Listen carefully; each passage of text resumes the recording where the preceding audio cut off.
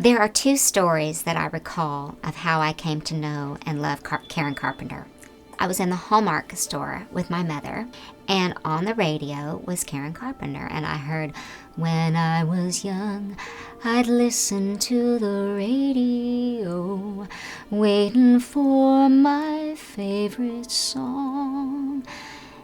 And I thought, oh, what's that? There's only one voice like that. Who is that? I knew as a child. This lady has had dark times. The pressure, the self-image, the self-esteem, that all came out in her voice.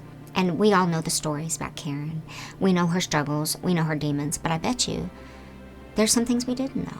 And I don't know what those are. And I can tell you that she definitely battled her self-image.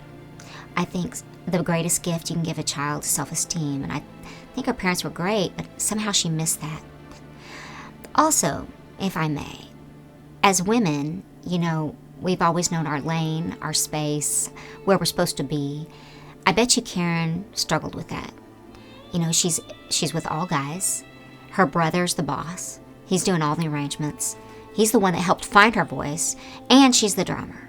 Someone mentioned earlier that when she entered on stage, she came on like a Mack truck.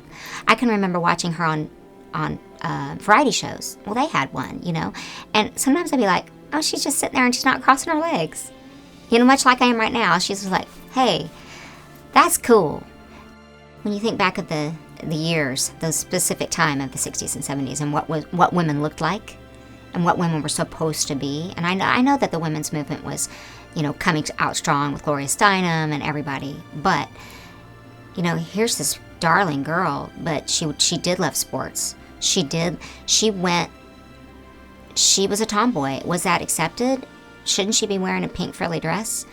There's a part of me that really understands that, because although I love to look cute, I really like to wear jeans and a tank top and go help my cousins on their farm and move pipe. And, I think Karen probably didn't fit into that mold as well. She didn't, and she wasn't going to.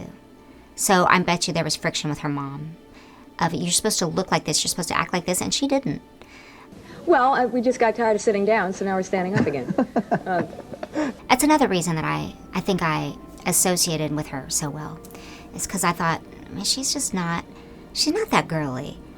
But we want her to be because she's so pretty, but she probably did like to get out there and bowl or play soccer or softball. And, God bless her. I bet if she were here today, she would be such a great advocate for young girls who are not fitting into, the Galindas of the world, And remember, as a woman, I'm talking about as a woman, what it must have been like at that time, peace, love, and rock and roll, and then there's Karen Carpenter. And if she were alive today, I wish I could tell her what that taught me, even though it might not have been always pleasant for her. It taught me, as an artist, to be okay with letting people see the cracks.